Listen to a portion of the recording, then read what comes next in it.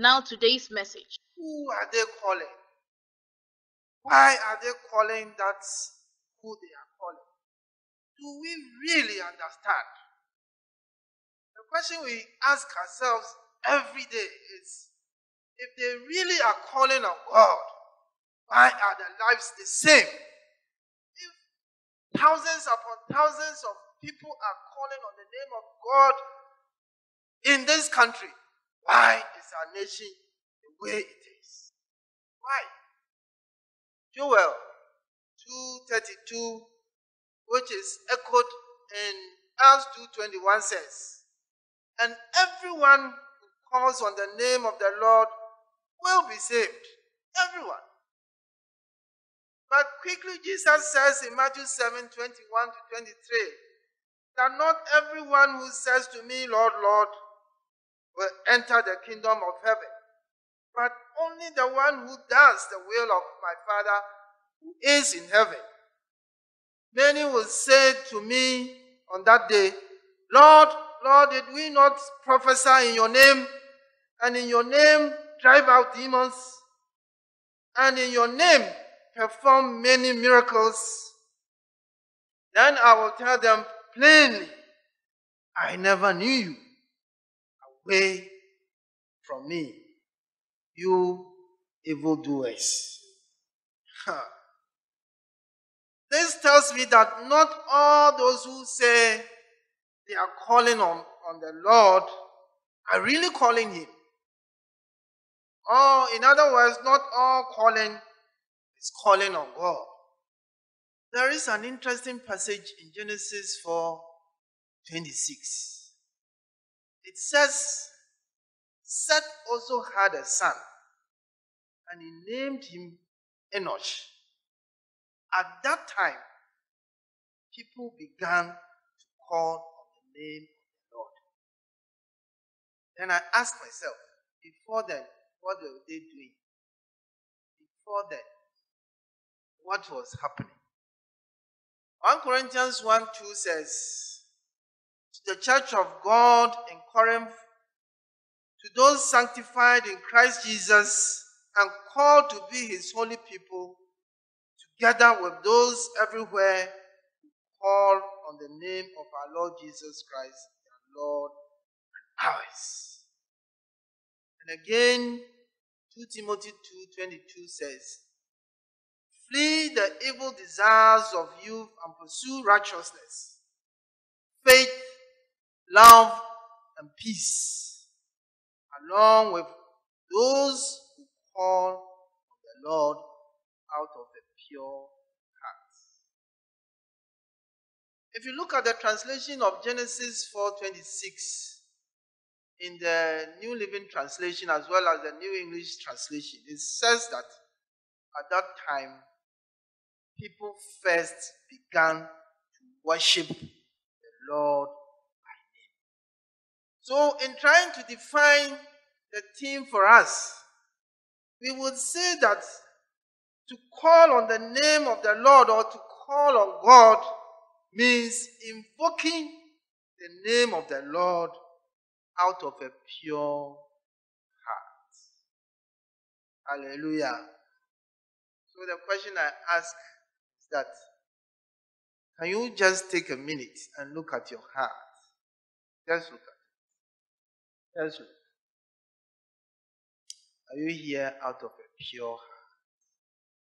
Some people come here to steal mobile phones. Some people come here to steal from the pot of God. Some people come here to look at women. Some people come here to look at the new dresses, fashion. Some people come here to look at the men with pot bellies. Because that's where the new money is. Are you here out of a pure heart? Now I want us to look at examples of people who call on the Lord. Genesis 12:8, Genesis 13:4 tells us of Abraham, who called on the name of the Lord after building an altar. Isaac, his son, followed suit. He also built an altar and called on the name of the Lord. Genesis 26:25. The Bible is full of people calling on the name of the Lord. The psalmist did many times. The prophets called on the Lord many times. But there is an interesting man in the Bible who the Bible describes as blind and mute. And in Matthew 9:27, this man called on Jesus. Again, there is one interesting father, and I wish all fathers are like that. This man had a demon-possessed boy. He desperately called on Jesus in Luke 9:37-43. These are not the only examples, but I've given us these ones as models for us to follow. The question then is, why do people call on the Lord? As we read in Genesis 4:26, we say that people call on the Lord to worship Him. So I believe that you are here today to worship God. If so, give me a wave. Hallelujah. God bless you. You are here to worship the Lord. Thank God you are not here to steal mobile phones. Thank God you are not here to look at men and women, to look at fashion. You are here with the sole purpose to worship. God bless you. We call on the Lord for what He has done or for His deeds. 1 Chronicles 16:8 and Psalm 105:1. They say the same thing. Self gives praise to the Lord. Proclaim His name. Make known among the nations what He has done. And you and I are here because of what God has done for us. We believe that God has done so many things. And so this Sunday we have put on our best. We have done the best we can to be here, so we can give honor to His name. May God bless you again. People call on God for forgiveness. There is an interesting passages, I should say, in Scripture. The Bible is interesting, but there are interesting passages, isn't it? Exodus 32:11-13, Numbers 14:13 and 19, Deuteronomy 9:26-29. They are talking about the same thing. God had gotten angry, very angry with the Israelites. And He had chosen at that time to wipe them out. He had chosen to replace the Jews, the Israelites, with a new nation under Moses. But Moses, who knew God, who understood God, called on God for forgiveness. And the Lord relented. Hallelujah. I want you to take note of this as we all sit before Him. Isaiah 55:7. He says, let the wicked forsake his way, and the righteous man his thoughts. And let him return unto the Lord, and He would have mercy upon him. And to our God, for He will abundantly pardon. So if for one reason or the other, we are here to steal mobile phones, God is calling us to forsake these ways. If we came here with any evil intention, if we came here to destroy anything, if we came here to find fault somewhere or the other, God says that He will abundantly pardon if we call Him. Many of us are really under sin. And we do not know what God is about to do to us. Just a couple of days ago, a young man sent me WhatsApp and said that, "Sir, can God forgive sin without punishment?" God tells us in Isaiah 55, verse 7 that He will abundantly, and some versions say He will freely pardon. God doesn't want us to crush under the weight of our sins. What sin is weighing you down today? What is making you wonder? And some are driven to committing suicide because they think they are no good. What sin? God says, call on Him, and He will freely, He will abundantly pardon. May the Lord touch your heart to hold on to this promise. May God grant you pardon for your sins. Hallelujah. See, we do not have to live here and go thinking that God is about to kill us. God is about to destroy us. We are no good. We have done what? We are witches, we are wizards, we are what? God says He will abundantly.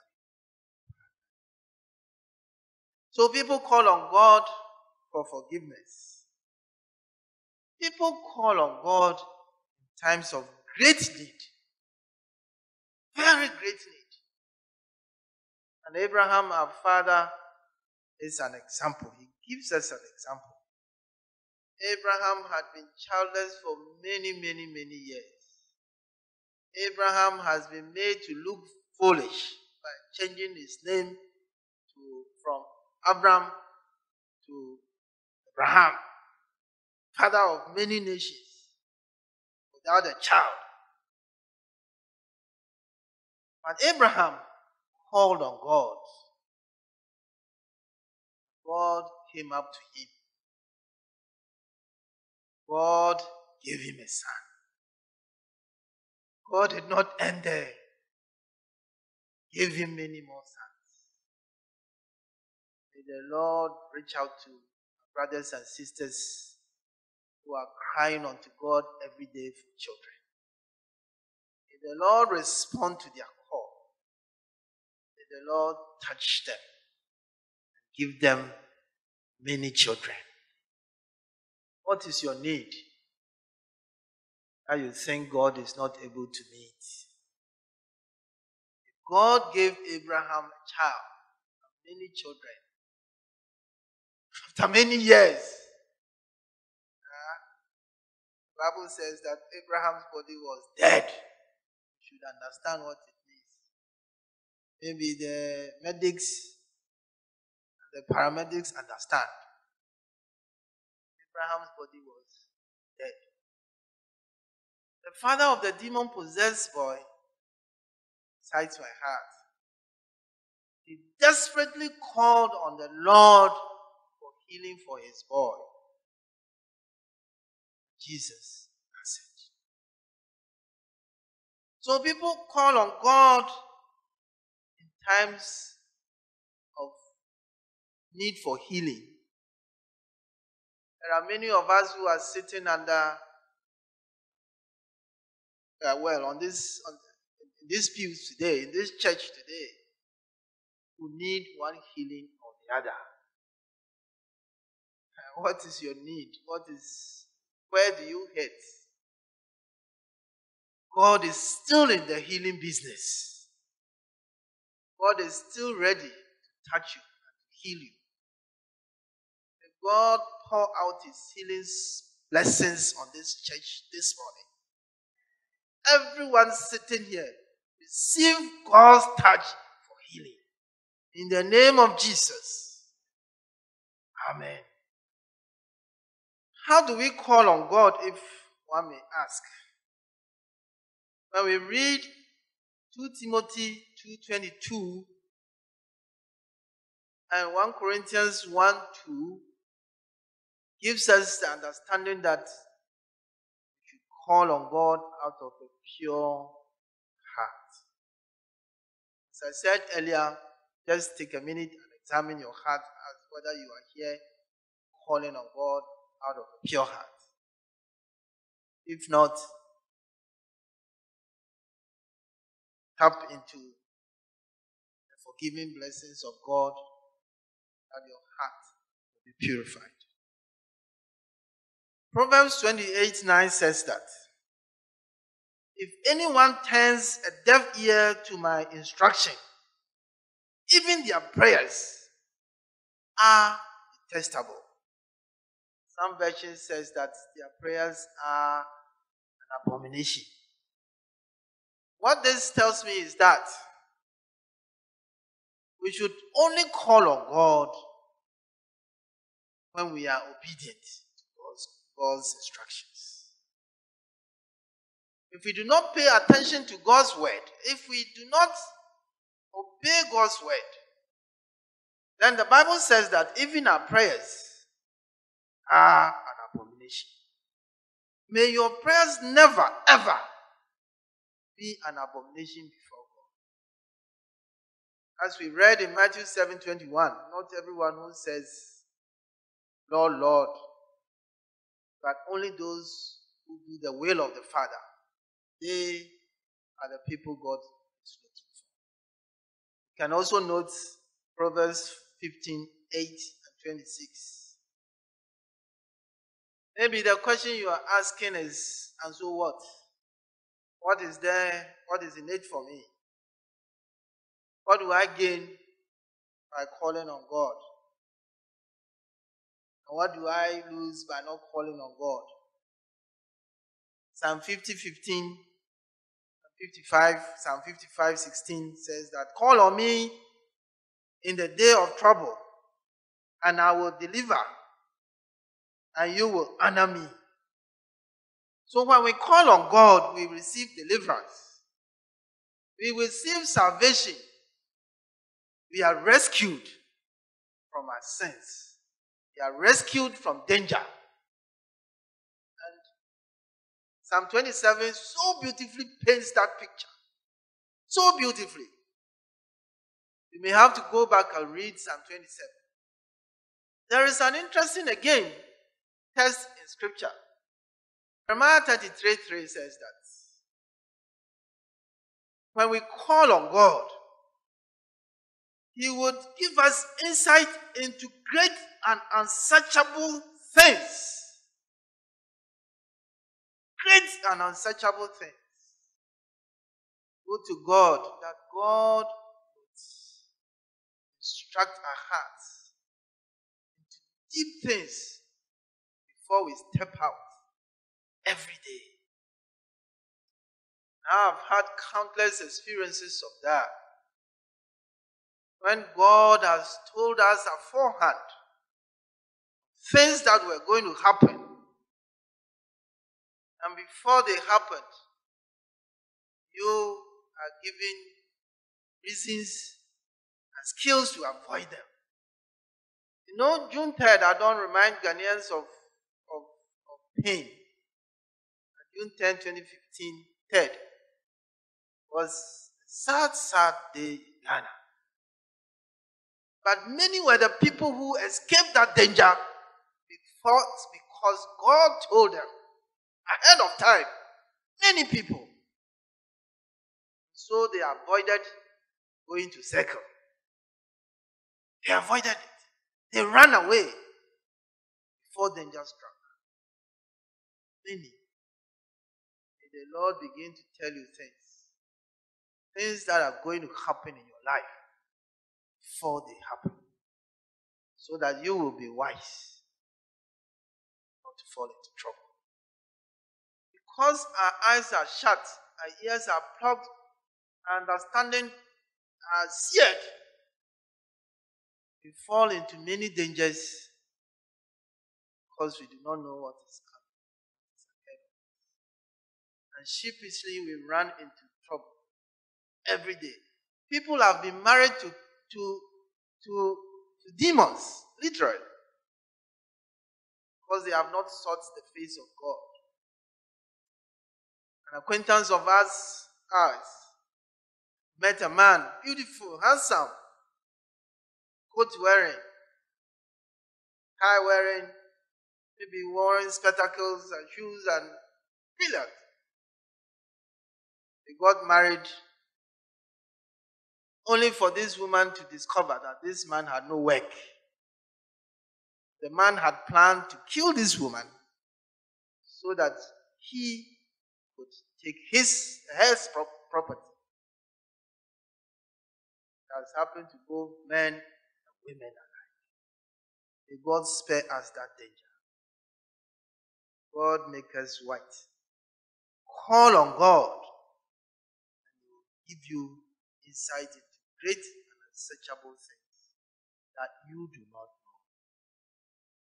Romans 10:12 says that we receive rich blessings from God. Rich blessings. When God blesses, it's rich, isn't it? But the Bible puts an emphasis on it. It says when we call on Him, He will give us rich blessings. For there is no difference between Jews and Gentiles. The same Lord is Lord of all, and richly blesses all who call on Him. As I bring my sermon to a close, I want us to take note of Psalm 79 verse 6. And it says, pour out your wrath on the nations that do not acknowledge you, on the kingdoms that do not call on your name. Pour out your wrath. It is echoed in Jeremiah 10:25, but I like the twist Jeremiah gives it. He says, pour out your wrath on the nations that do not acknowledge you, on the peoples who do not call on your name. And several translations say that on the families that do not call on your name. So there's a price to pay. There is one translation that says that vent your anger on families that do not call on your name. We pray that God's anger will not be vented on you. You would avoid the wrath of God.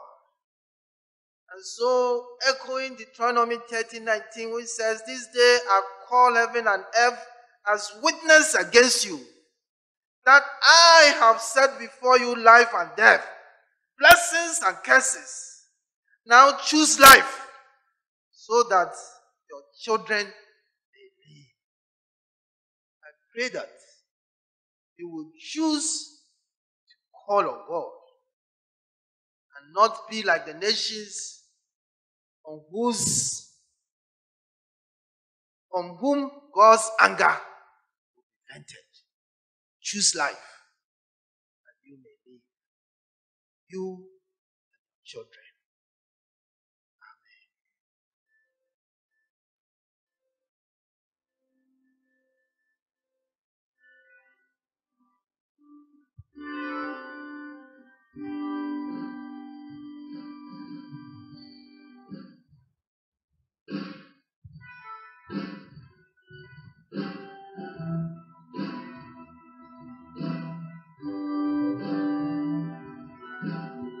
God bless you for listening to His word. We hope your spirit has been edified. Today's sermon was proudly brought to you by Professor E.K. Edu of St. John Methodist Church, Tantra Hill. You are welcome to join us each day. We have two services, the first of which begins at 7 a.m. and ends at 9 a.m. and is in the English language. The second service, Infante, begins at 10 a.m. and ends at 12 noon. Soyez bénis et amusez-vous bien cette semaine.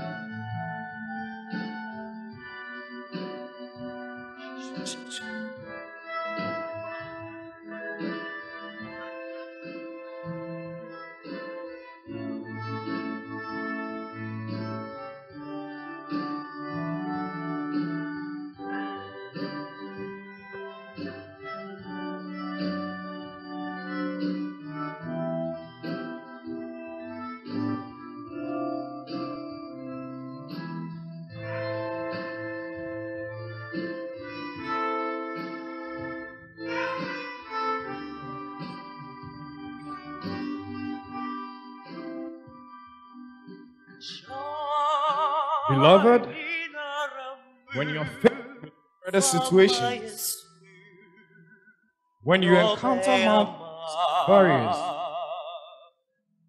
in whom the Bible makes us to understand that we should call upon the name of the Lord of all. It also says that those who call upon the name of the Lord shall make exploits. So why cry? Why worry?